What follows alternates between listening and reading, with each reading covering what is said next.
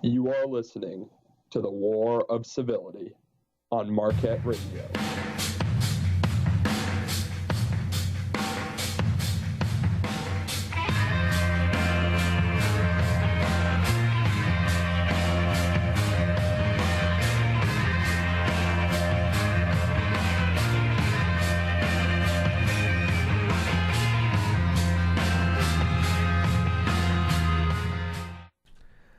Hello, everybody, and welcome into the War of Civility. As usual, Tim Sirota is here. I am John Hand. Episode number 6 of War of Civility. I should plug that. Phil is not going to be joining us today. It is fall break here at Marquette, and Phil is in Memphis. So it's That's where he is? Yeah. Oh, I knew that, Phil. So it's played it off like I didn't. Like, oh, Phil just left. We don't know where he is. Yeah. It's a northern fort here. We're protecting the north, I guess. Only the north representing. No south. I guess I hope Phil's listening. I guess I hope he's sleeping. But, it'd be cool I bet if he's listening. I bet he's listening. What's Phil, up, Phil? Phil, shoot one of us a text if you're listening. And if he's not listening and he's sleeping, it's all right, because it is fall break. Phil, this is an awfully good week for you not to be on the air, because you were pretty pro Cubs, and I'd like you to defend yourself a little bit. I mean, it was 2/3 Cubs. One half of the Cubs team is here, so he's gonna defend himself a little bit. Well, I don't know how much defending there is left to do. We're gonna have a baseball sandwich for you today. So how are we gonna have a baseball sandwich? Because we're gonna recap the NLCS. Okay. So there's a bun. Football. And then we're gonna swing it back with the World Series picks and preview and breakdown. I did not know that was a rundown of our show. I was gonna jump right into the World Series. I shot you that You did text. shoot me a text. I didn't know that was the order. I just thought that was topics. No, ladies and gentlemen. That's how a little bit. I'm the organization. I'm the organizational mind on the show. All right. I kind of want to start with the World Series. I want to start with the World Series. Well, I want to start. Let's start. Let's start. I want to ease into this because I do have to talk about the Cubs, and all right, we can start with the ALCS. Well, first. let's start with. Well, all right. Well, first I wanted to ask you how your fall break was. I just want to ease into things. Oh, okay. This is it's early still. I gotta work up to this. Okay. Yeah, my fall break, nothing much really happened. You hung around here, right? Hung around here, yeah. Produced a couple of volleyball games. Cool. With Andrew Goldstein. Mm-hmm. And it was just the two of us, so we sort of killed it. I mean, nice. I mean, that's good to hear. Most of the time, it's a 4 or 5 man team. Mm-hmm. Actually, it's never a 5-man team. It's always a 4-man team. This time, just a couple of us. For radio, you have a 4-man producing? Well, no, we have... like 2 broadcasters. We have 3 broadcasters and a producer. Gotcha. It was just him and just me. Him broadcasting? Yeah. You produce? Wow. Yeah, so that was on Friday and Saturday night. 2 huge W's for the volleyball team. How is the volleyball team? Are they good? Yeah, they're fighting, and the way Big East volleyball works is 4 teams make the Big East tournament, and if you don't make the tournament, you're pretty much locked out of NCAA. And right now, or yesterday, they played Villanova, and Villanova had only lost 1 game, and they beat them. So that's a big one. Yeah, they're in the driver's seat right now. Okay. Making the top 4 and getting a postseason bid. Sweet. That's good to hear. Yeah. Yeah, I jetted down to the Madison area for a few days. It was good. Good change of pace. It was nice to not be in a dorm. It was nice to eat non-prepared cafeteria food. I forgot how nice that was.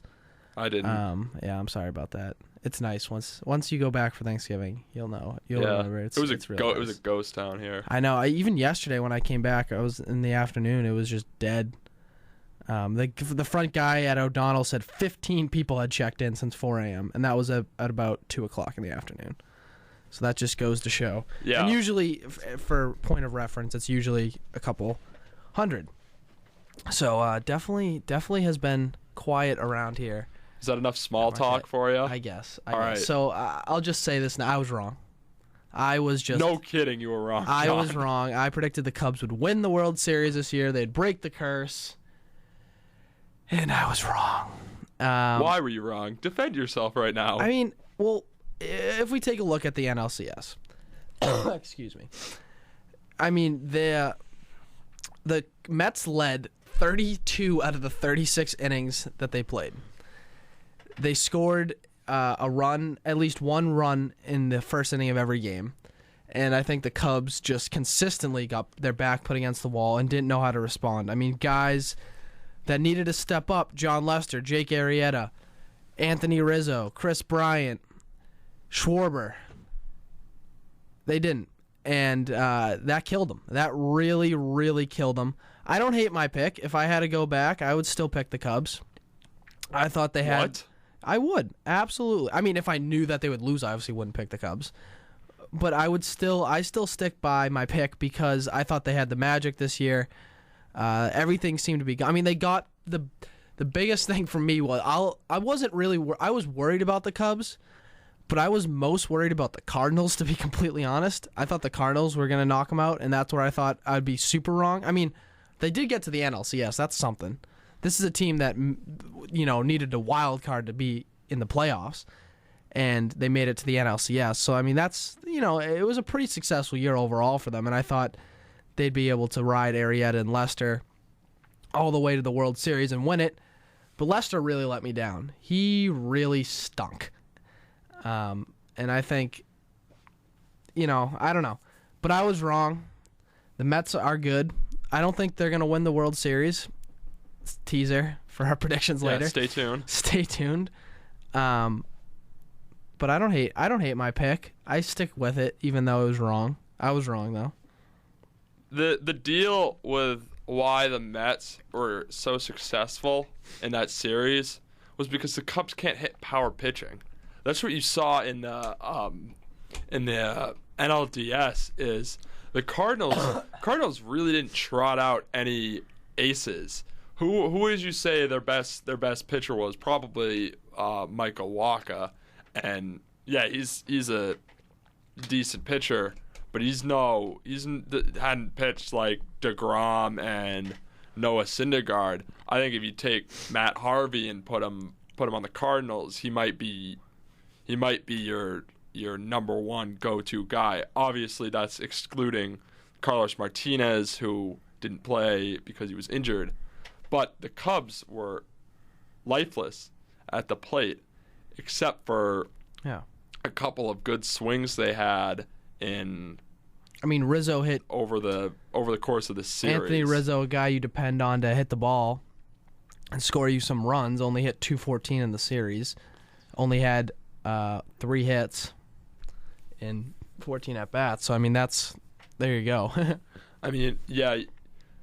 Occasionally you saw them hit a home run, but it was always way too late because on top of the fact that they couldn't score runs, they couldn't not give up runs too. Like right. You said earlier, they gave up a run and they got murdered. Yeah, they really did. The Mets were getting home runs from everybody with Darno, Cespedes, Lucas Duda, and not to mention the guy who I'm going to go out and say is having the best postseason of anybody all time, Daniel Murphy. I mean, the guy, what does he have, 11 RBIs this postseason? I mean, that's absurd. All right, I got something to throw out. Earlier, back in the season, are we calling the War of Civility? Is this like the first season of the War of Civility? Are we calling it that? Yeah, you could say that. Whatever. Earlier in the season, the calendar year, whatever you'd like. Earlier episode, maybe?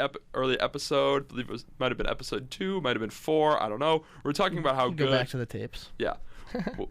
we were talking about how good the pitching in the NL was this year, and how really all 3 of the guys, Clayton Kershaw, Zach Greinke, or Jake Arrieta, on any given year, they would be an easy Cy Young candidate. Well, Daniel Murphy took them all deep. 7 home runs in the postseason. He took the Triple Crown deep in one playoff series. Nobody has ever done that. In 2 series. Well, in an entire playoff Right. season, count whatever you'd like to call that. Postseason. It was like a video game. That's the biggest cliche ever. But I mean, no, it's not like a video game. What video game can you hit a home run in 6 straight games off of the best pitchers in the game?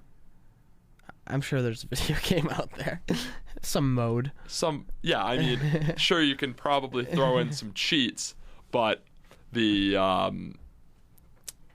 Daniel Murphy just was he was absurd, considering. And he's still playing. And he is still playing, you're right. And considering. And that's what honestly the Mets need. I mean, the Mets, if you looked at the Mets at before the postseason, before, I guess, really early in the season, before the trade deadline, before they got Cespedes, the question, if they were to go to the postseason, their biggest question mark was their hitting, because the pitching has always been there all year. I mean, that staff is really good. Their question mark has always been hitting, and he's really stepped up for them and gotten the job done. Yeah, and another thing that's so incredible at this run is he's never hit more than 4 home runs in a calendar year. So the question becomes, what steroids is he on? Yeah, I mean that. No, I don't think he's on it. He's in his zone. He's in his zone, and it's strange because all of his home runs seem to go to the exact same part of the ballpark, right center field. Mm-hmm. That's kind of a fun fact. Fun little tidbit.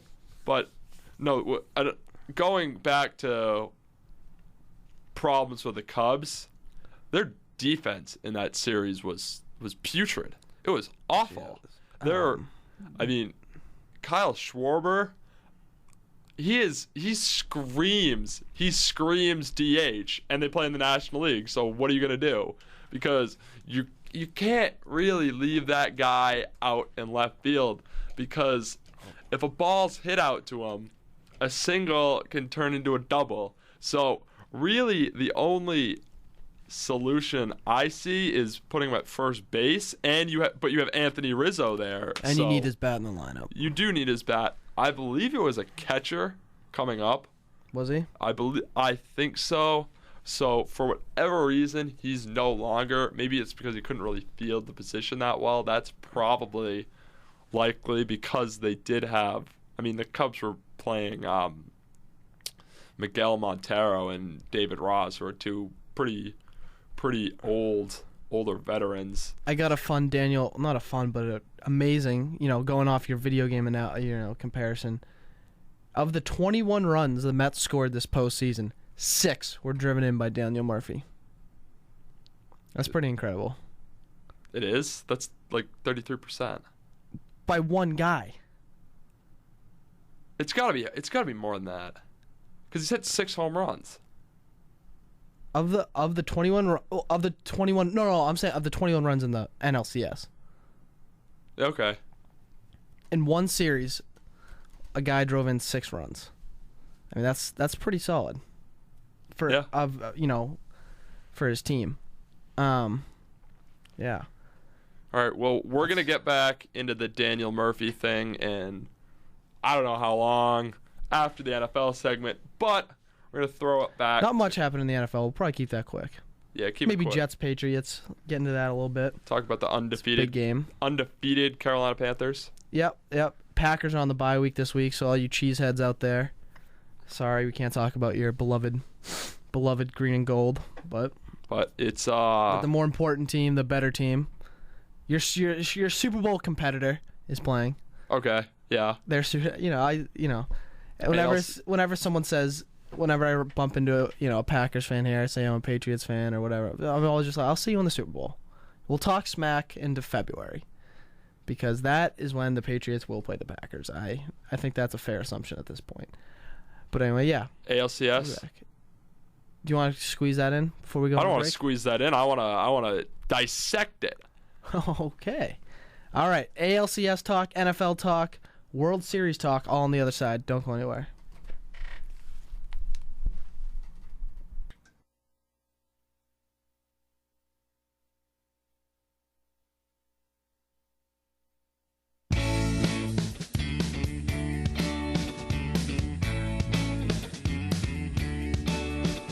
There's something I've been meaning to say lately that you couldn't understand. How could I go so long just thinking you were with some other man? Pick up the groove and never let it go. Get on the floor but don't you let it show. Tell me what you want me to see. Pick up the sticks, I'll give a little bit. Give me a hint where we're going with this, and I can follow your lead. Set move, get on the floor and groove, babe, and show me what you can do, 'cause you got my eyes.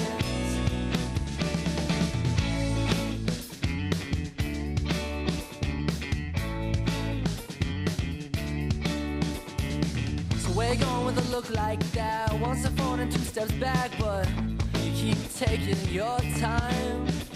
And the more I see, the less I know. Met you waiting for the show.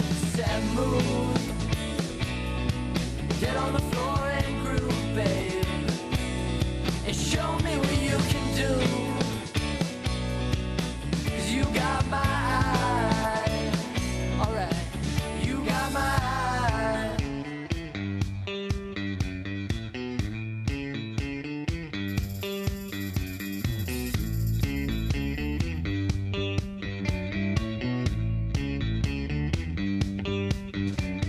Set move, get on the floor and groove, babe, show me what you can do, 'cause you got my eyes, yeah.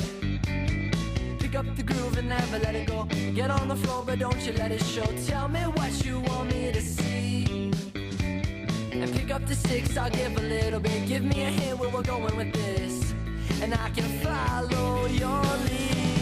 Set move, get on the floor and groove, babe, and show me what you can do, 'cause you got my eyes. Oh, I said move, get on the floor and groove, babe, and show me what you can do, 'cause you got my eyes. Oh, I said move, get on the floor and groove, babe, and show me what you can do, 'cause you got my.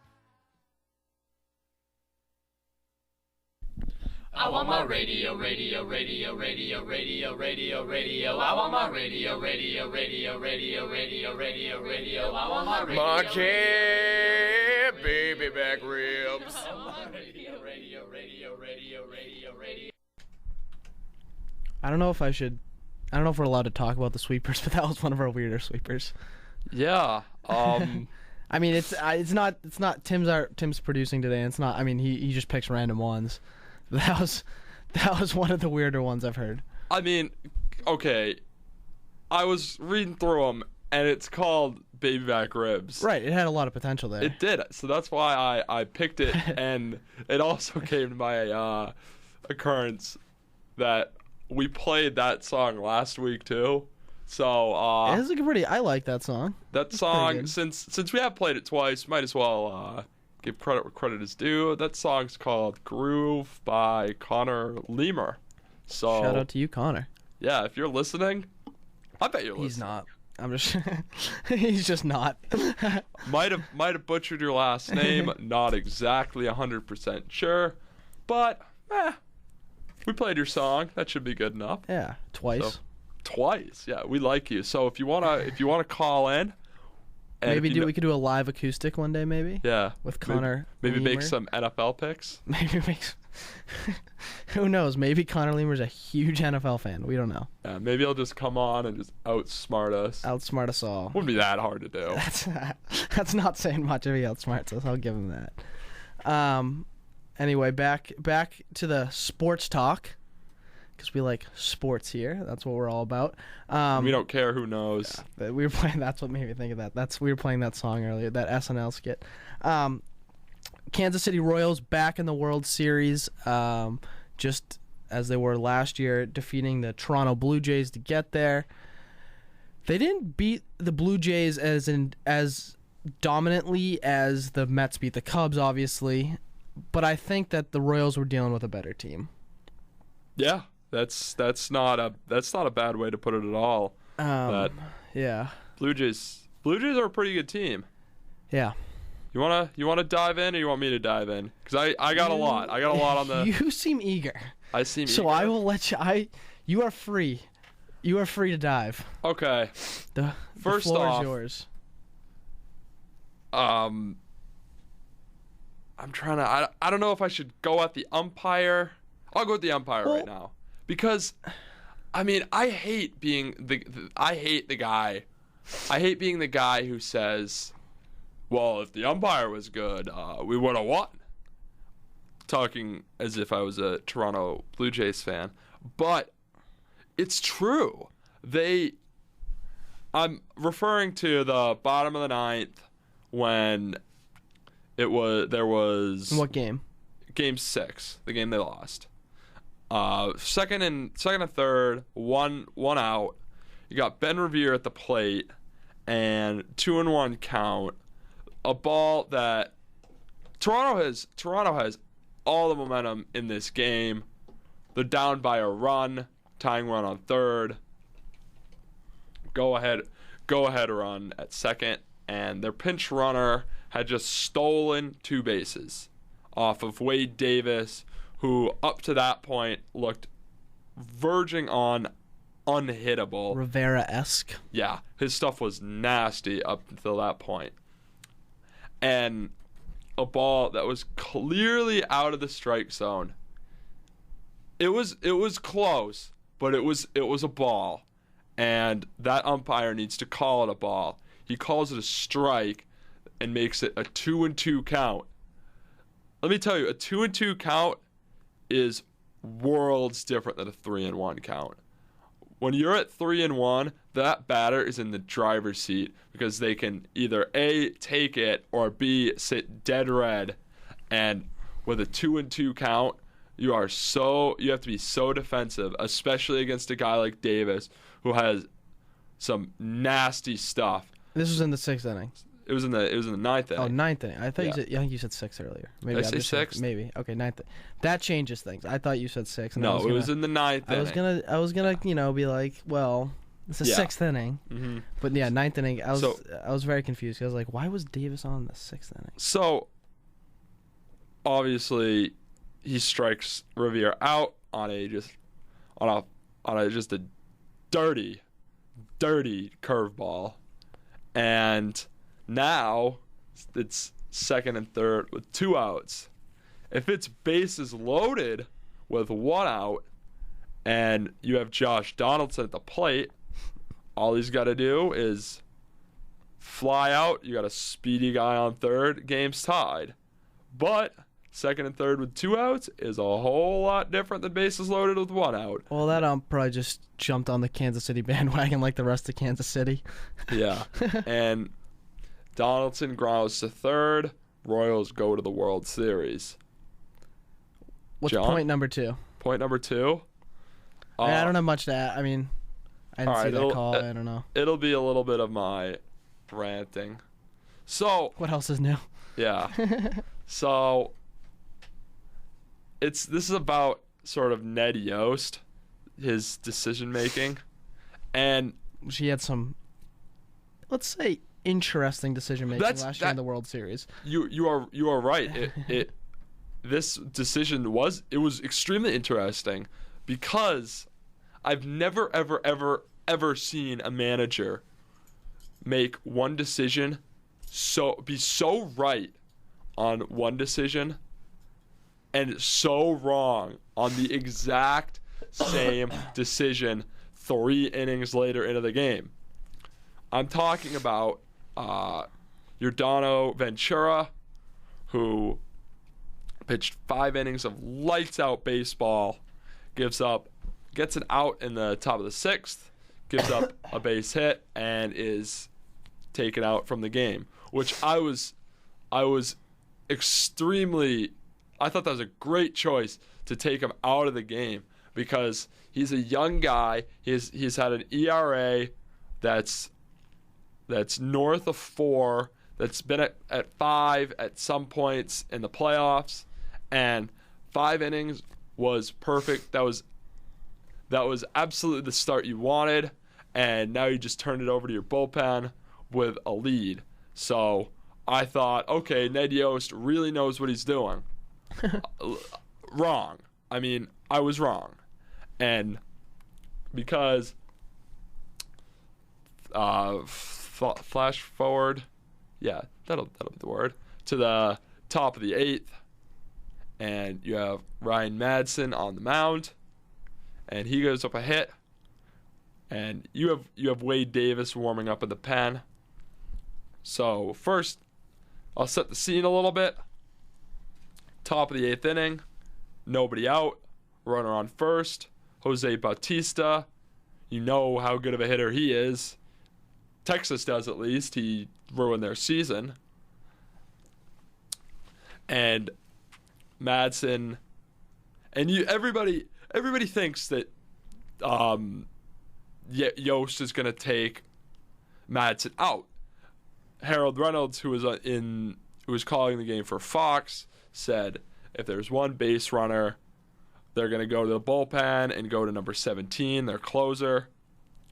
And so there's a runner on, and okay, Madsen, nice job. You came in, gave up a hit, whatever. Let's still go to the World Series.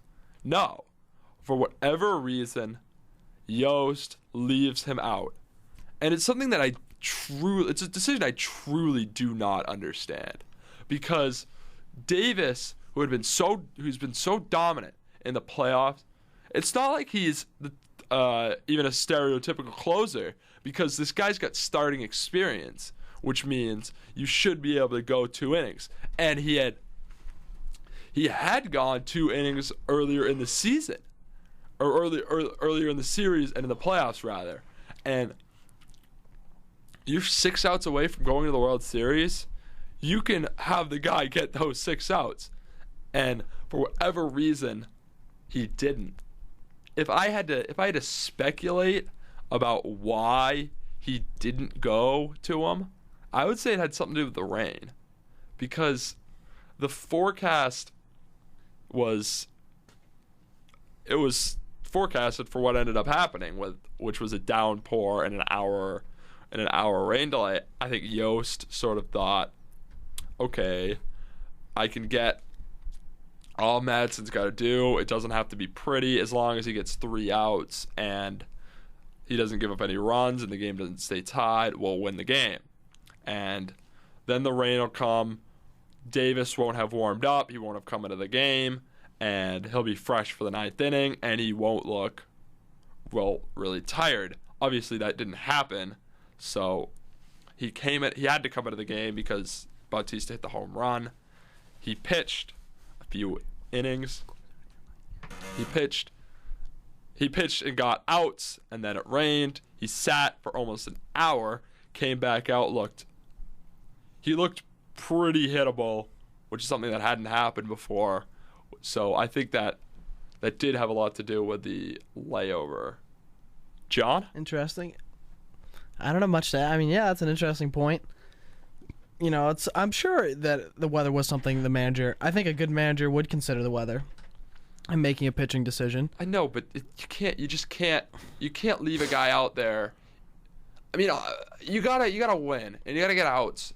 And when you got a guy on first base, and you got the most dangerous hitter in the American League at the plate, that's gotta be your number one concern. So even if it is in the 8th and not the 9th, you have to put your best pitcher out there to get him out, and they didn't. Well, yeah, I mean, they won the series. And you want to know why they won the series? Good segue into point number 3. You have 3 points. I have 3 points. It's sort of why Kansas City's such a good team. It's because they're so Because they don't strike out. And they're scrappy. I mean, they scored the go-ahead run on a first-to-home single. Lorenzo Cain scored from first base on a ball that was a single. Because he's so heads up, they're so scrappy, and they're just a good team. They are. They're an all-around good team. They've been in the postseason before. We've talked about that. They know what it takes to win. They're a battle-tested team, and they're, like you said, they'll do just about anything to get the win. And they're not afraid to, risk it. And I don't know what team other than Kansas City would send a guy from first to third to home. Most would just settle with first to third and say, okay, we just need one hit or a ground ball and we take the lead. But Lorenzo Cain, fast guy, proven winner, third base coach whose name escapes me. Actually, it didn't escape me. I just don't know what it is. Heads up and sends him home, and he's looking like a genius. Now, Bautista has got to throw the ball to first base. There's really no excuse to throw the ball to second. Because you throw the ball to first, if they send Cain, he's hosed. And you're going to not be down. Yeah. I mean, we'll dive into the Royals a little bit more in our World Series segment because they're playing in the World Series. But, yeah, the Blue Jays... Yeah, they are. Blue Jays couldn't get it done. I thought that David Price has let me down a little bit. He just can't get it. He's one of those guys who just chokes in the postseason. I mean, he pitched, but that was another thing, is that he pitched so well in that game. Yeah, he did pitch. All right, I'll give you that. You know what's a pretty interesting stat is that the Blue Jays in that playoff had not won a game if they score less than 5 runs. Say that again, sorry? They were winless in games that they scored 4 runs or less. Huh. That's interesting, yeah. Because they mash. Yeah, exactly. And they were undefeated with 5 runs or more. Yeah. And they scored. They just couldn't get that cushion. They scored 3 runs against Kansas City in Game 6, and they lost. So I have my Twitter feed up, and I just from trying to piece things together. Right now, the Jaguars and Bills are playing in London, and on Yahoo. The Liverpool Jaguars. The Liverpool Jaguars, yeah. And it looks like E.J. Manuel is just doing horrible, like just absolutely horrible.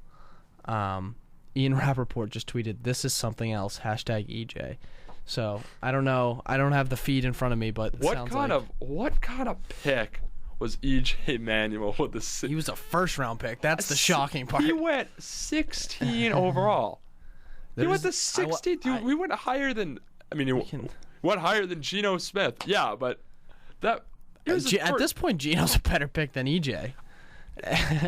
I mean, Manuel was the first quarterback that went off the board, and Tyrod Taylor beat him out for the starting job. Right. And seems like he's doing pretty bad right now. I'd love to know who else could they have taken instead of EJ. I don't have that draft in front of me, but I am sure there's some. Oh wow. Look at this tweet just came across my feed. 4 touchdowns for the Jaguars in less than 6 minutes of game time. Yikes. 4 touchdowns? I'm seeing a 21-3 score. I got 4 touchdowns. This is 10 seconds old. Refresh your thing. They might have just scored. But that's kind of a good segue into our football segment. I don't know if do you want to talk about London? it's interesting that they do this. My thing with the NFL going to London it's like, does anyone in London really care? They go 3 times a year. It's not just like a one-time Well, thing. they've built it up. Yeah. I don't like football is an American game. I guess and they have said a team moving to London is becoming less and less likely. And I guess that it's sort of a novelty for people over there, like when the soccer teams come over here, like Manchester United will come on a tour over here and people go to see that. So I guess it's kind of similar in that respect. But it's like, I just don't know if there's a point. I mean, first off, you're sending crappy teams. You're not even sending the NFL's best teams. So is that really that interesting? I don't get that. No, I don't either. And what you said about the soccer teams coming over, those are all exhibition games. These games count, and you're taking away a home game. Mostly it's from the Jacksonville Jaguars, who are losing games to go play at Wembley Stadium. Yeah. And taking on the low-life Buffalo Bills. And it's like, does anyone really care? It's also interesting. We could do, it gets, the whole Yahoo stream this year is kind of interesting to see, because when you look at, this is probably a debate for another day, but when you look at the whole just, where the technology is going, how we watch TV, all that, Netflix, Hulu, and streaming over the internet, sports is one of the main things I think that people will continue to have cable and continue to watch on TV. And now that they're streaming that, I mean, that changes everything. We'll see how that works. You can stream all the games if you're computer savvy, or if you're a teenager and know how to do it. Yeah, or if you pay for, Sunday ticket or whatever. But I'm saying in terms of just purely streaming, because you can't watch the Bills and Jaguars right now on TV. It's only on Yahoo, which is interesting. Obviously, they're testing that. Well, I don't think CBS wants to send a team out there. Well, I mean, they would. Yeah. It's more, I think they're just piloting this program, which is interesting. It'll be interesting to see what the ratings are on that and how people like it. So let's head back. West of the pond. Reel me back in. So the big game this week, I think. That was bad. Yeah, it's all right. We're working with it. The big game this week is the Patriots Jets, and I know it's a little bias, but no, it's not. If you're not a fan of either the Patriots or Jets, and you're just a football fan, watch this game. It's gonna be a good game. I want to say the Patriots will have a game plan for Fitzpatrick and are gonna make him. And not going to make it a close game, because I think people are expecting it to be a closer game. But the reason I'm holding back a little bit and thinking that the Patriots won't be able to just blow them out of the water is because, for whatever reason, Tom Brady has consistently struggled against the Jets. And mostly that was when Rex Ryan was the head coach, and obviously he's no longer there. He's in London right now. But he just historically has not been great against the Jets. So that's why I'm hesitant to say they won't blow him out of the water. But I think if they apply pressure to Fitzpatrick, even though he's having a really good year and he's been playing above his level, if they put a little bit of pressure on him, make him panic, it's going to be a long day for him and the New York Jets. But as a Patriots fan, this game is the most sort of the game that I think that they, for the first however many games they played, 6, 7, whatever, this is the game that they have the closest shot of losing. They have a legitimate chance of losing this game. And if they do, I'm not going to be, my jaw's not going to be to the floor like, say, had they lost to Dallas or Indianapolis. I mean, because the Jets are just an absolutely brutal matchup for the Patriots. And because what has New England not faced this season? A physical defense. What do the Jets live and die by? Their physical defense. And it starts with the defensive line, which no Dion Lewis today. So assuming that it's going to be a lot of LeGarrette Blount. probably no Deion Lewis. I think he's out. I think they already ruled him out. He's unlikely. I mean, you never know. Okay, with all right, Belichick. okay. He's unlikely to play. So that means all of the running is going to fall on the Garrett Blount. And you cannot really run very well against the Jets' defensive line with Sheldon Richardson, Muhammad Wilkerson, and Leonard Williams. That's a defensive line you cannot really move too well, especially with the Patriots' depleted offensive line. Oh, yeah. I am worried. That is a nasty defensive line. There's no question marks about that. But I also say the Patriots' running attack hasn't been the strength of their offense this year. I also say that Tom Brady has all his weapons ready to go today. Brandon LaFell coming back. Except Deion Lewis, but Brandon LaFell's coming back. Edelman's healthy. Gronk's ready. Gronk wasn't even part of the game last week. He was obviously in there, but they barely targeted him. They barely used him. I expect to see a lot more of Gronk today.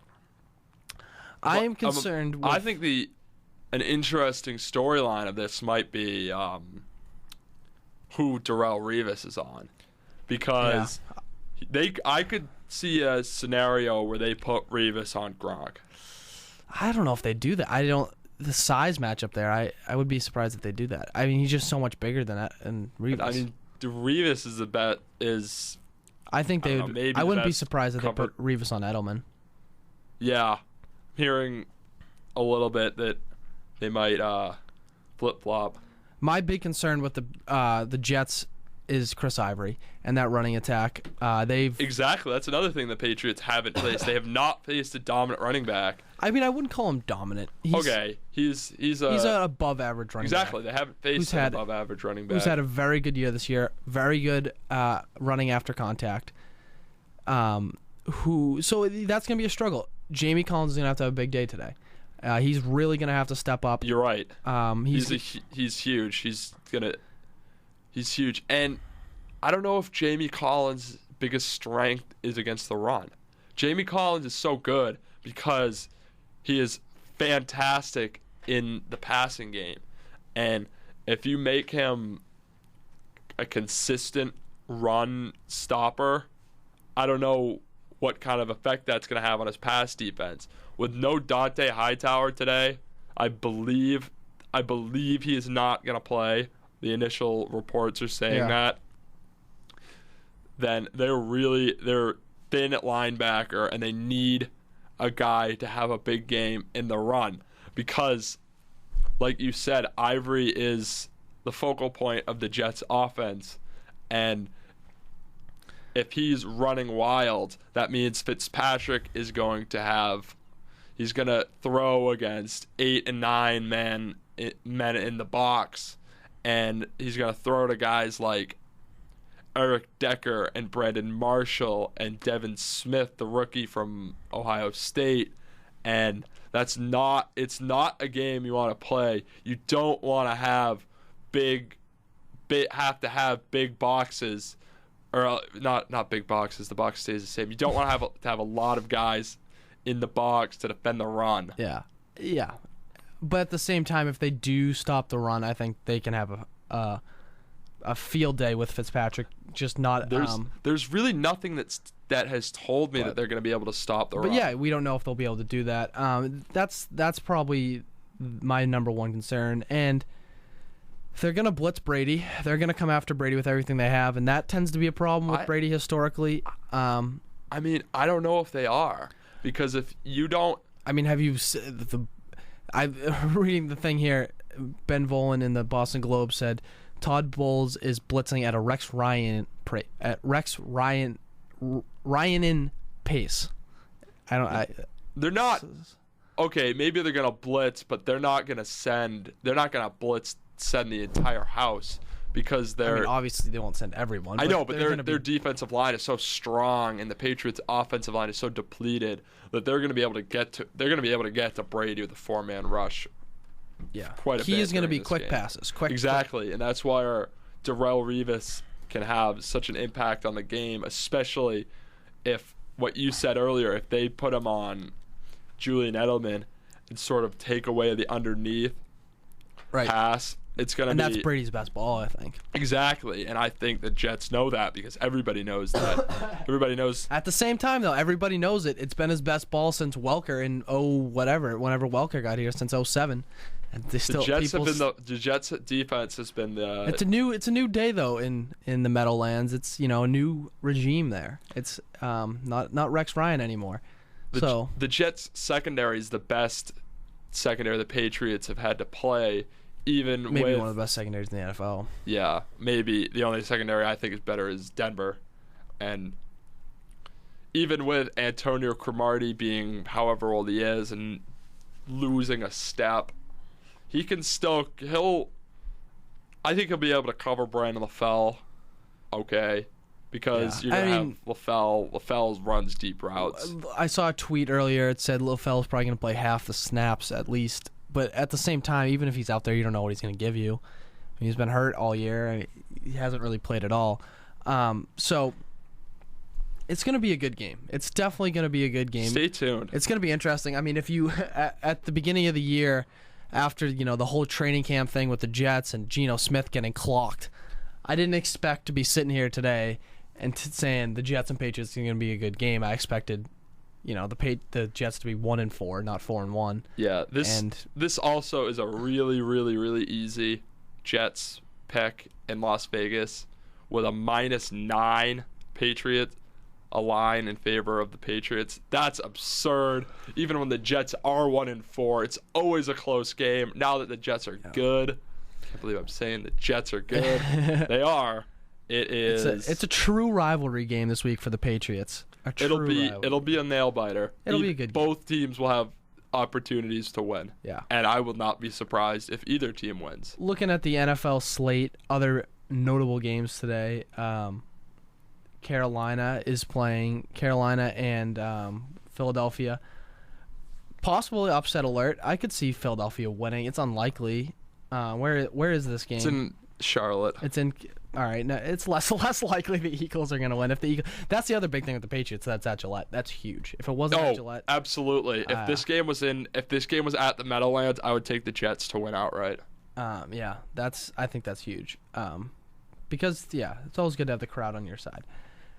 But yeah, so Eagles, Panthers. I think, definitely one of the surprise teams this year. I did not expect them to be undefeated at this point. The Panthers are getting no respect, especially with Calvin Benjamin going out at the beginning of the year. Did not expect them to do as well as they have. Last week though, they were at Seattle, correct? Yes, they were. And the thing with Seattle was, I mean, why they just didn't cover Greg Olsen, and that was just beyond me because he ran all over them. I mean, they just forgot about him in their game plan, which is absurd because he's really Cam Newton's only target on that offense. I'd say second best tight end in the NFL. Yeah, I mean that's a fair. I'd say that's fair. And Cam Newton is playing like the superstar that the Panthers wanted when they drafted him. He's always had the talent. He is, and he's starting to put the talent with decision making, and he's looking like a really, really strong, legitimate superstar in the NFL, which is what you saw when he went up to Seattle last week and beat the Seahawks. Yeah. In a hostile environment and not many teams can say that they've been up to Seattle and won. Yeah, but the Eagles, you don't know what Eagles team you're going to get. You could get the team like you got last week that just put a whooping on the Giants. They were horrible though. That was one of the worst. I didn't watch because it's midterms. I studied. That's right. That's right, Mom and Dad. And so I listened to a bunch of stuff about the game, and everything I'm hearing, people are saying it was the worst football game of all time. Sam Bradford looks dreadful. John is having an interesting morning with his microphone. Microphone just fell into my face. I just got slapped with my own microphone. Yeah. I kind of wish we had a camera that caught that. That would have been funny. Yeah, maybe next semester we'll get a telecast. Yeah, that would be interesting. And then you can see how the sausage is made. Yeah. But anyway, Sam Bradford is looking putrid, awful on the season, and he's taking on a Carolina defense that's playing tough, and they've been playing tough for the past however many years, and this is about year 3, I'd say, of Carolina being a dominant defense. Yeah. And it's a veteran defense, and it's also a defense with some youth on it, which is exactly what you want. Good mixture. A good stirring of the pot. That's pretty much the one of the big notable games that'll be fun to watch, I think. Are we gonna do predictions? Yeah. We don't have our guy, so Phil's our guy. Yeah. Phil comes up with the games. All right. Do you want to just run through them? I have them in front of me. Yeah. All right. Let's get the introduction going.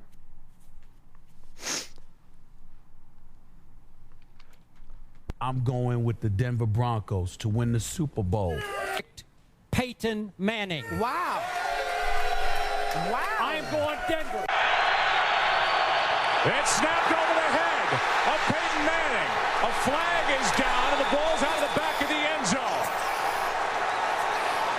It's a safety to start this game as Manning wasn't ready. Illegal motion.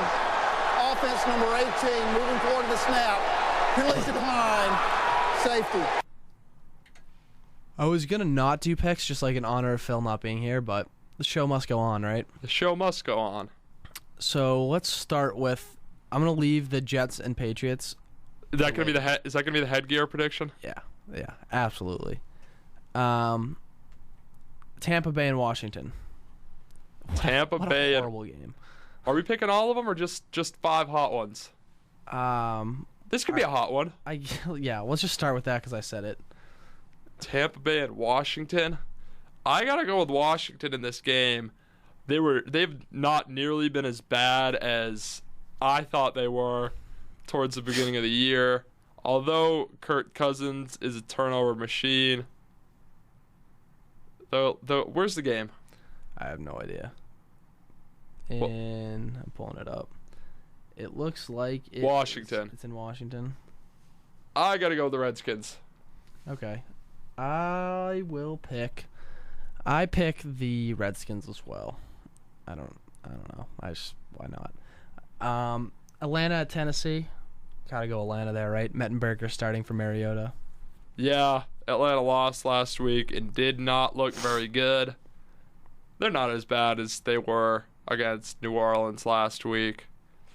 And Tennessee is just, they're. So, Falcons. What about New Orleans and Indianapolis and the Colts?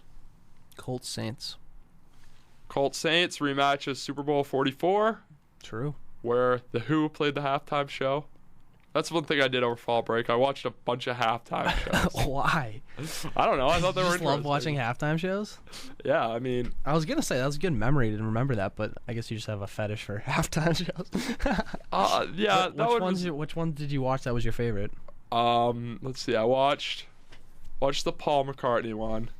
From Super Bowl 39. Okay. I feel like, if my memory serves me correctly, I feel like we've had sort of like rock stars, and now we're like transitioning to pop. Like it's been Beyonce, Katy Perry. That's exact. So I watched the Paul McCartney. That one was great. That was probably my favorite. Was it? Yeah, that was fantastic. And then I watched the Rolling Stones. They played in Detroit. And let's see. I remember that one. The Boss. That was great. The intro was just fantastic when he looked at the camera and said, put down the guacamole and put the chicken fingers down and turn up the TV, and then he started jamming out. It was great. It was great. He's a great showman. And Tom Petty, that one was not, it was okay. And then The Who, that was also okay. So, what were we talking about? We're doing picks. Oh, yeah. Got a little sidetracked there. Finding out what Tim does with his fall break. Oh, yeah, New Orleans and Indianapolis. Yeah. I gotta go with Indy in this game. They showed some signs of life against the Patriots. Indy rebounds. They need to win. Kansas City and Pittsburgh. That should be a good game. That's where David is right now. David, the host from from last week. I guess from last week. Yeah. He's going there he's in Kansas City right now. Oh, that's interesting. You know what's funny too is like last week we had a full studio. Yeah, exactly. I was just thinking about that. There were like 5 people here, and now there's 2. Sorry, sidetrack. Jeez, we're never gonna get these picks done. Kansas City and Pittsburgh. Kansas City. But Landry Jones starting for Pittsburgh. Kansas City doesn't have an offense. Yeah. I mean, Alex Smith is your best playmaker now, and he's Jamal Charles is. It's in Kansas City, obviously, so that's interesting. See if Landry can keep it going for week 2. Yeah, I like Pittsburgh too. We'll pick this game in honor of Phil. This one's for you, Phil. Oakland and San Diego rivalry game. I'm going with the Raiders. Shout out to Phil.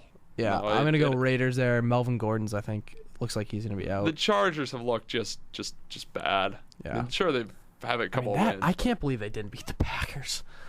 I mean, they were on their goal line. They were 2 yards out or something like that, and they couldn't put it away. It was you're right. Absurd. That was their game. That was their big win, and they're gonna have a letdown this week against Second to last one, Dallas and Giants.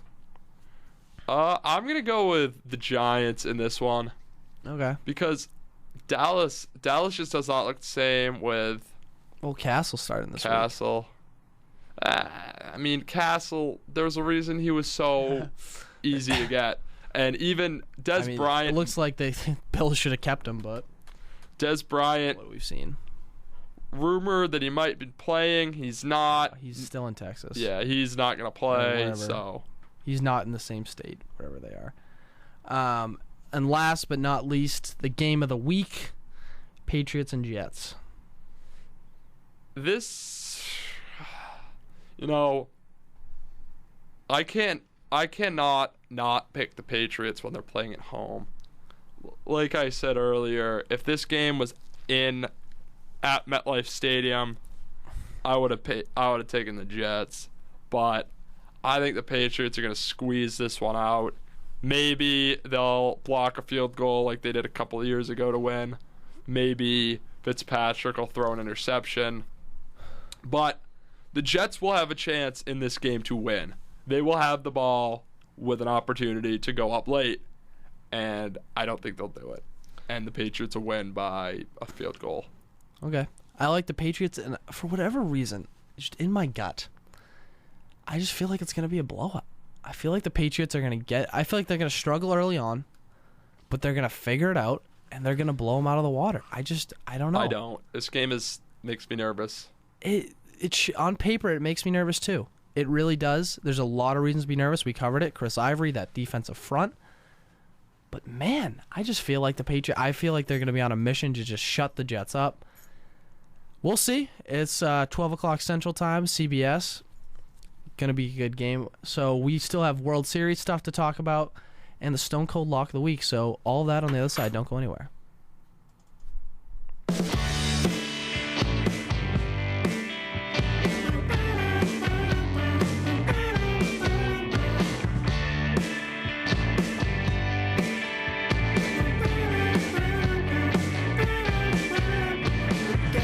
Secret here emerges from my greatest fear, dying all alone on Park Bench Midtown.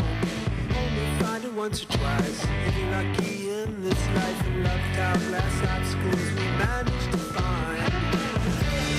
Are you loving all alone? Are you loving all alone?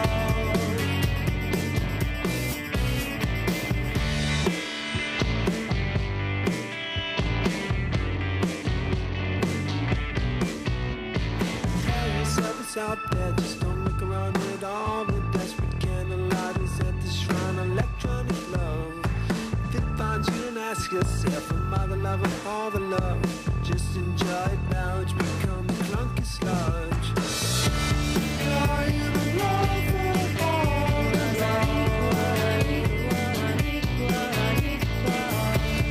Are you the love of all the love?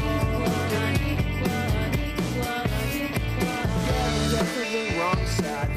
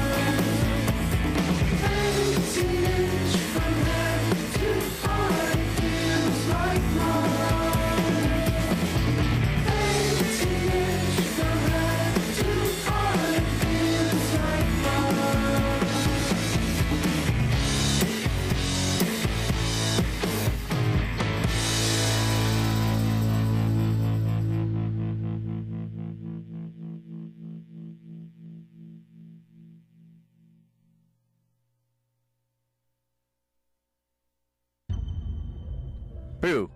Happy Halloween from Marquette Radio.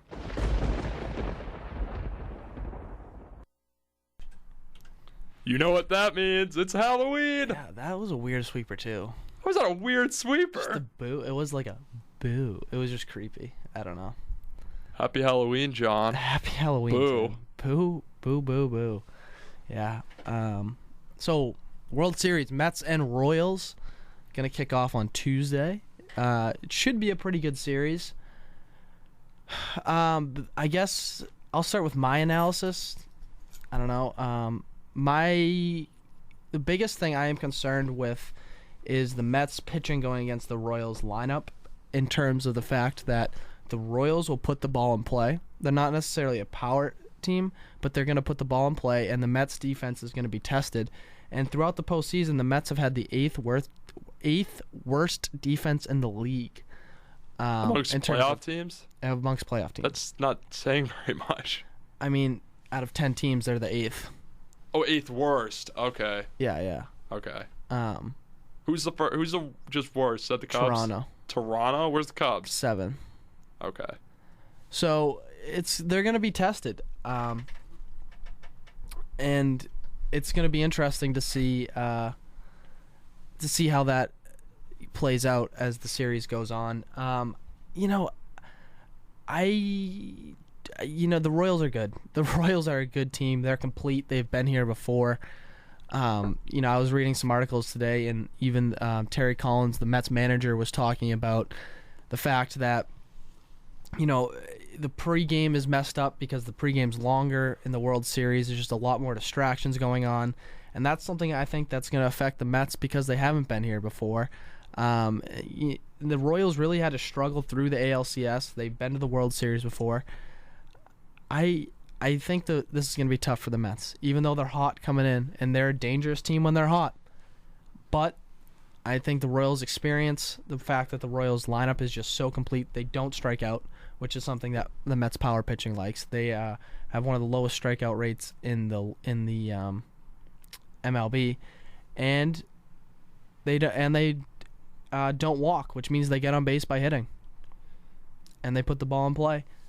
So, what kind of effect do you think the layoff is going to have on the Mets? I think it has a negative effect. You do? Why? Because they're a hot team. They're a streaky team, and I think that the layoff gives them the time to cool down.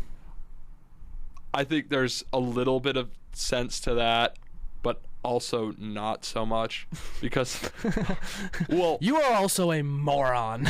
Well, the layoff really helps the Mets pitching, and True. it gives them Harvey's starting game 1. By obviously, yes, he is. Obviously, that gives you more time to rest up. It might hurt Daniel Murphy a little bit. It might also hurt Lucas Duda because Lucas Duda started to sort of break out of his slump a little bit towards the end of Game 3 and in Game 4. So, but overall, I think it is going to be more beneficial because even though Murphy's been so great in the playoffs and in the NLCS in particular, the strength of the Mets team is the pitching, and they can win the World Series without him hitting a home run in every single game. Yeah. They can't. I don't think they have a shot at winning the World Series if the pitching isn't good. And you mentioned Harvey starting Game 1. I sort of question the rotation because it's Harvey and DeGrom and Syndergaard and then Matz. And give me Cologne. Yeah, Cologne's coming out of the bullpen.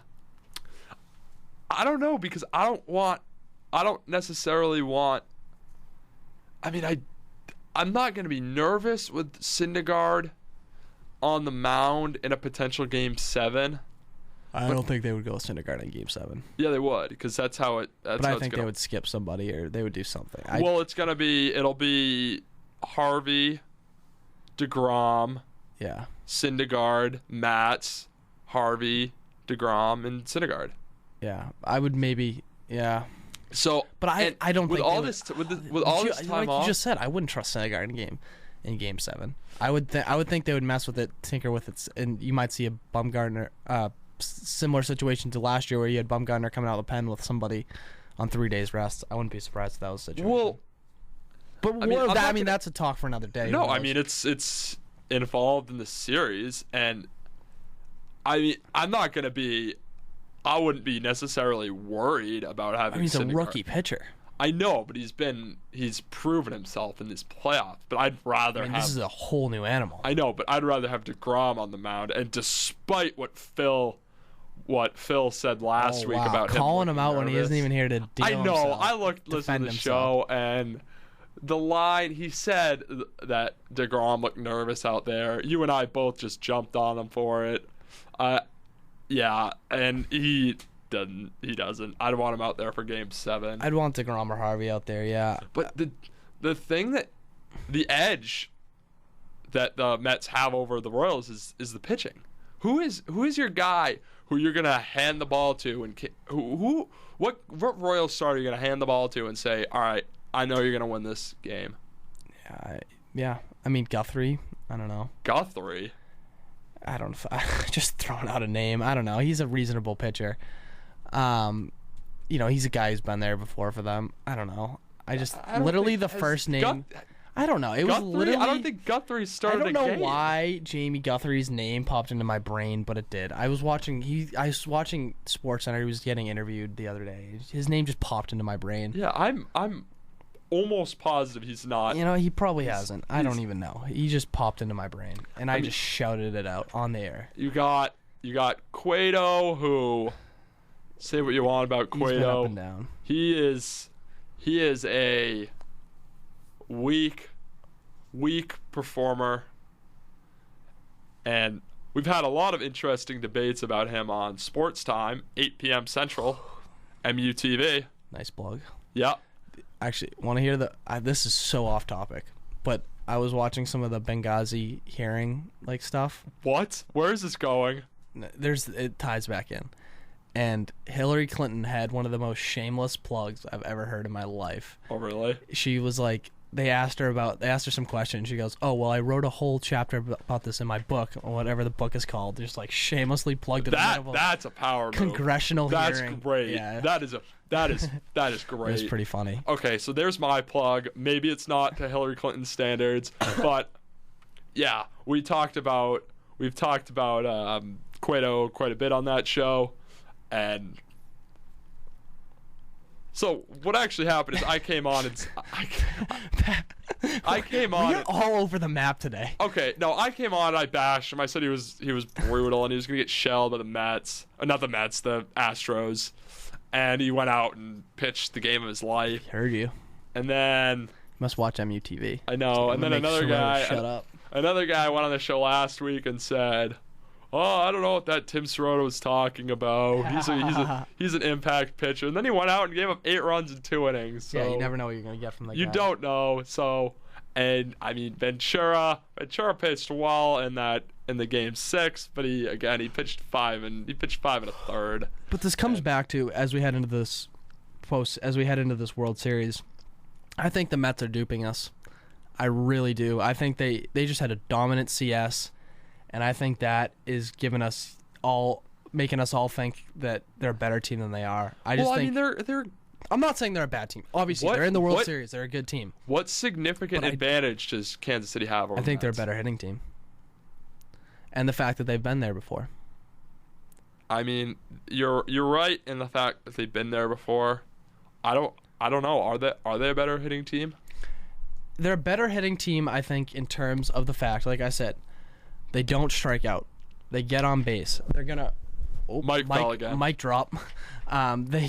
They get on base, and like you brought up that Lorenzo Cain play where he went from first to third, they're gonna do stuff like that. They're gonna wreak havoc on the base paths. They're not afraid to be daring. They had 973 strikeouts during the regular season, the fewest in the majors. They play in a big ballpark. The Mets defense, like I said, is gonna be tested. So, MLB.com actually posted something that was pretty interesting.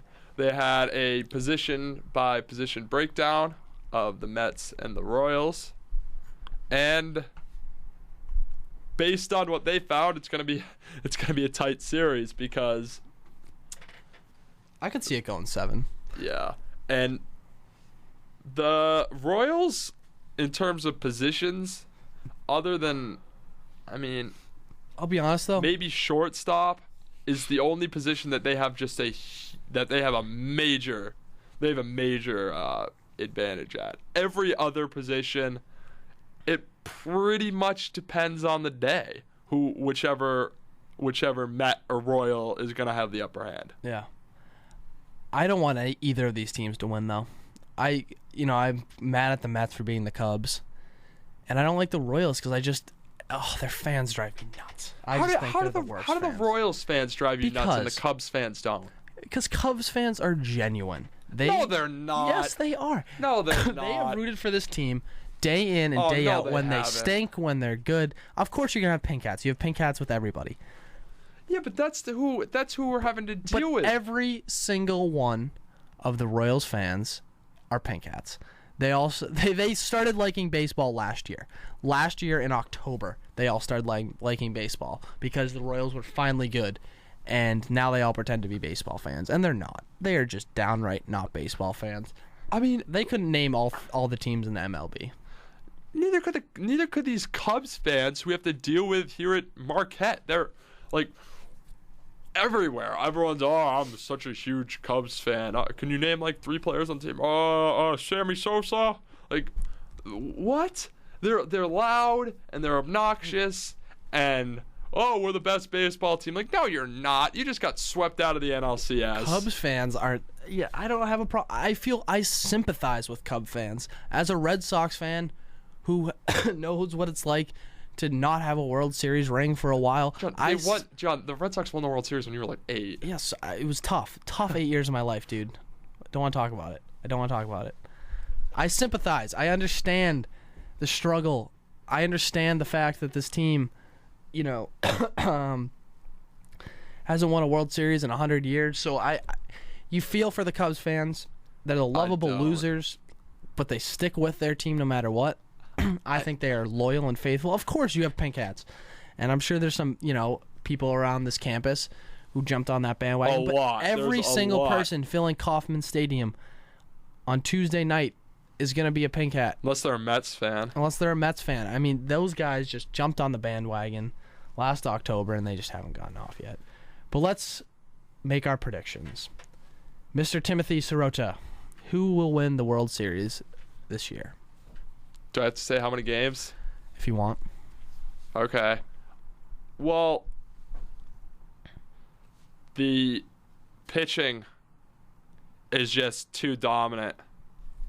And it's too dominant for the Mets. And last World Series, the Royals were lost because of Madison Bumgarner. And while there's no one right now necessarily, there's nobody who I could point to on the Mets and say, that's Madison Bumgarner, you're not going to hit him.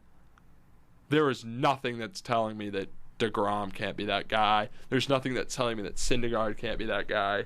Or even Harvey. The fact that this team doesn't strike out. The fact that they won't be able to blow these guys away. Well, doesn't that worry you? Did they not strike out last year? Huh? Did they strike out last year? No. I don't have the stats in front of me, but they weren't facing the same pitching staff. They were facing Madison Bumgarner. That's true. That's true. Madison, and he was the reason they won the World Series. But I mean, if you're expecting a Madison Bumgarner-like performance from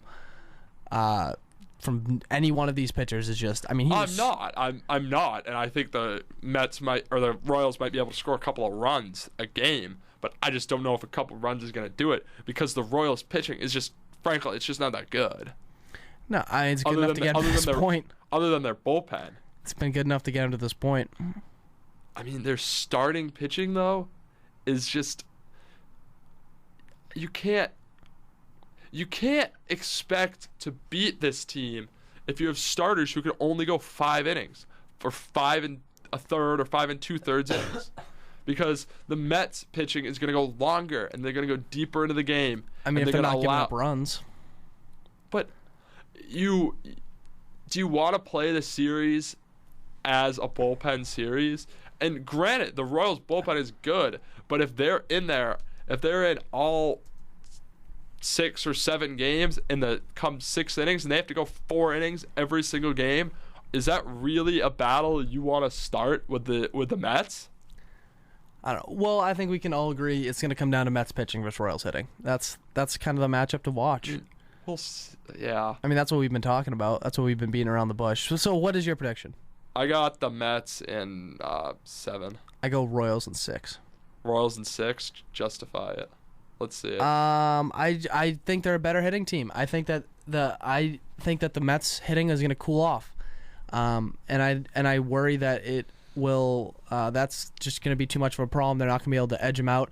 I think the Royals' experience should not be overlooked. The fact that they've been here before, the fact that they know what to expect to a certain degree, and I think that they're going to put the ball in play. They're going to test that Mets defense, and if a pitcher can't trust his defense, that leads to all sorts of problems in terms of his confidence. I don't think that I overlooked the Royals' experience. I'm not saying you. Had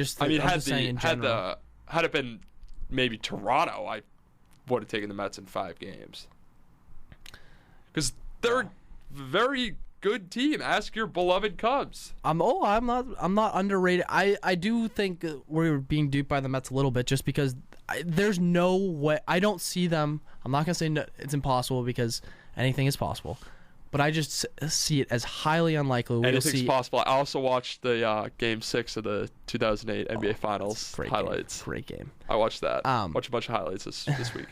But my point was just I don't see the Mets having as a dominant World Series as they had NLCS. I don't think that's. I don't think it's gonna happen either because I think it's gonna go 7 games. But the Mets are just better. They're just better than Kansas we'll City. See. I mean, it's gonna be a good series. And being scrappy, I don't want to say it can only take you so far, but if you run into a team that's just a better team, I don't know. I don't know if you can really rely on the fact that you're scrappy and that you take the extra base and that you don't strike out. We'll see. Yeah, it's Royals last one in 86. No, Mets last one in 86. Royals last one in 85. Yep. So a drought is going to be over. One city is going to be getting a parade and a trophy, and it's going to be fun to see. It's going to be a good series. So do we have Stone Cold Lock of the Week? Of course we do. Lock of the Century of the Week? Stone Cold Lock of the Century of the Week. Thank you, Mr. Sorta, for that intro. What is your Stone Cold Lock of the Century of the Week? Hold on a second. I want to set this up cool. Okay. I know what it is. Should I say mine then? You can go. Mine is I think the Patriots will win today. It's cheap, I guess, but that's my lock. I think they absolutely win, even though on paper it's a tough game. I have a feeling they blow them out. But is your lock gonna be that they blow them out? No, my lock's that they win. Okay. Yeah, you're right. That's a little cheap, but I'm not functioning on all cylinders today. I didn't look one up. Okay, so my lock of the week involves the American Athletic Conference, that the Temple Owls will play their November 21st game against the Memphis Tigers. They will be undefeated. They'll stay undefeated? Yeah. Oh, who cares? Wait, well, is this next week their game? Next week? No, November 21st. Why are you making a lock of the week? Because of who they're playing next week. Who are they playing Notre Dame. Oh, okay. There's my lock of the week. So you're saying Temple will beat Notre Dame? Temple will absolutely beat Notre Dame. That'll knock absolutely. Wow. That's why we do this, people, to get some bold predictions. That's interesting. Look, that would knock Notre Dame out of national championship contention. Yes, it would. Look, it would also bring Temple into the conversation a little bit. I don't know what a thing. Sort of a gripe I have with the college football playoff is didn't you invent that playoff to sort of let everybody get a shot at the national championship and not leaving undefeated teams out. They're still gonna leave the undefeated. Well, it's because who they play. But if they who beat, cares? I mean, if they go undefeated, they should get a shot. But it's not. But I mean, I think if you stuck them against, I don't know, Ohio State, they'd probably get their butts kicked. Well, we'll see what happens against Notre Dame. Okay, but look at Temple. If they beat Notre Dame and then they beat Memphis at the end of the year and they beat Houston in the American championship game, then they should be in the. Then they should absolutely be in the playoff. Because those are 3 tough teams they're gonna have to beat. I know it is. You're right, and I don't know. And if they beat those 3 teams, then there's absolute reason. If they're not in, if they're not in after beating those 3 teams, then there's definitely a problem with the system. But they have to beat those 3 teams first. At this point, I think they're rightfully out of the conversation. But beating Notre Dame, I think, would rightfully put them in the conversation. Yeah. So why I think they're gonna beat Notre Dame is Temple's defense is very it's strong.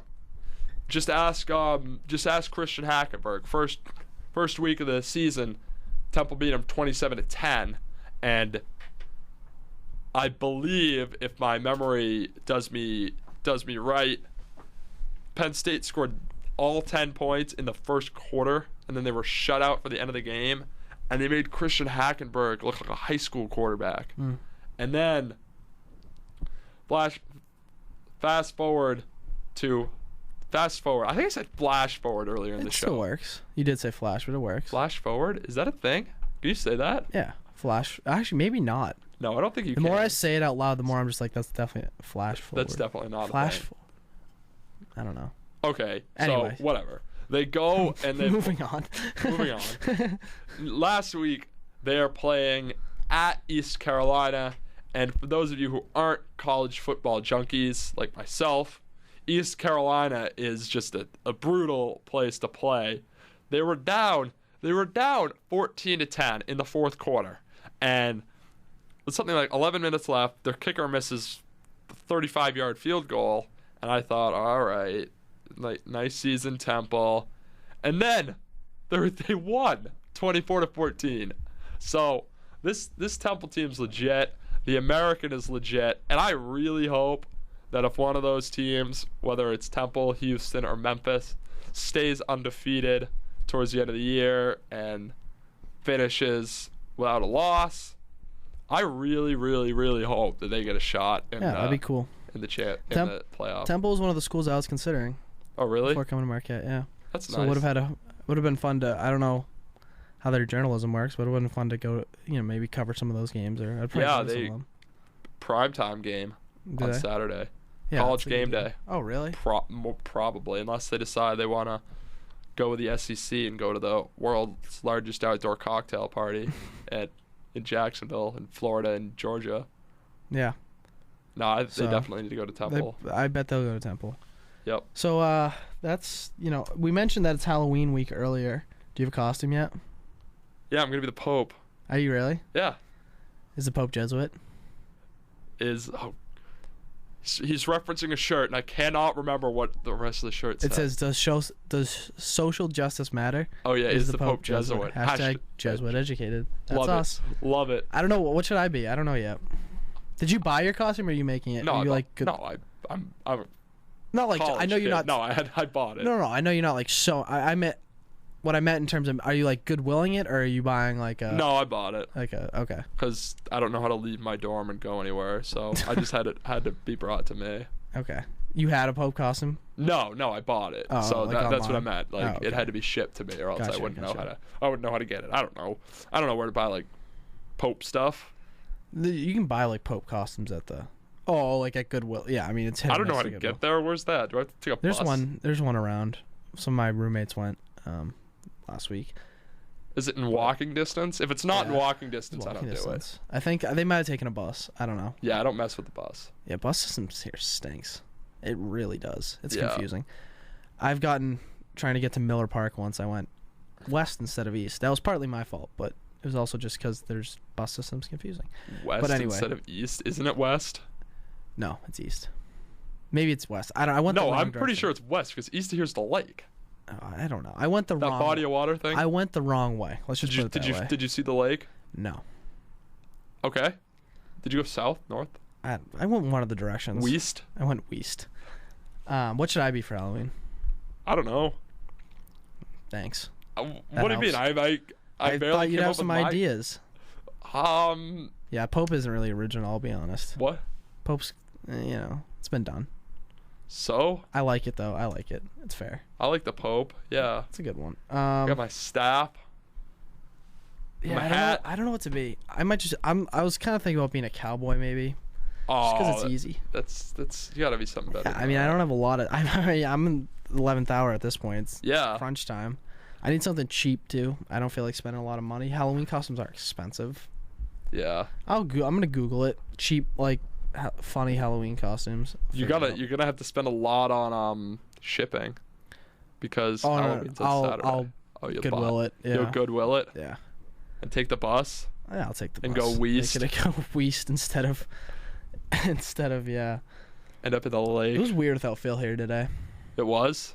Oh yeah. You are horrible. Crapping on him when he can't even defend himself, forgetting that he's not here. It was weird. Yeah, I'm sort of like we held down the fort though. I'm staring at his empty chair. It's so upsetting. Is that the word? Upsetting. Brutal, Tim. I don't know when he's coming back. Yeah, yeah. I don't know when he's coming back either. I don't know if is he gonna be on the show for next week? Yeah, he'll be here next. Oh, well, will we be here next week? We don't know. We don't know. Stay tuned to the Twitter at War of Civility. We'll tweet it out. All 8 of our followers will know. Yeah, 8? Do we have 8? I don't know. No, we have 4. Oh, 8 would we would have jumped. We would have skyrocketed. Yeah, I would have been through the roof. I'd been 8. The day we hit double digits. Oh wow, that's gonna be a big day. We're gonna bring like balloons, maybe a birthday cake. Definitely one cake for that. Some streamers, maybe a piñata. Who knows? Who knows? So last day, I can actually enjoy football today, which is gonna be fun. Like no homework really. Yeah, I have an article I have to write, but it's all right. I heard about the Tribs doing an all sports.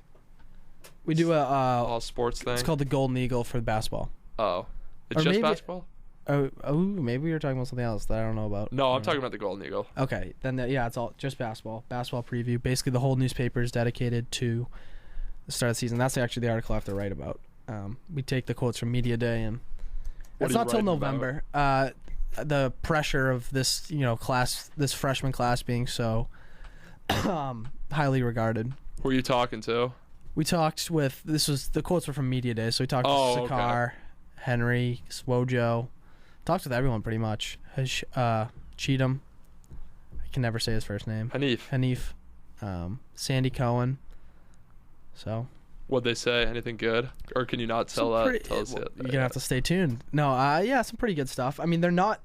One of the things that I was surprised with that they said was they actually feel like underdogs because they're not getting national recognition. They're not. Not at all. Even though around here, people are pretty stoked. Nationally, they aren't getting. Dick Vitale didn't even have them on his top 40 preseason poll. Yeah, I've read a bunch of top 40, and none of them seem to have them. We'll see. I mean, the Rivals.com rated them the 14th best freshman class. ESPN has them 9th. ESPN loves Henry Ellington. Do they? Yeah. I mean, I think he's gonna be good. I was watching some highlights of him actually over break.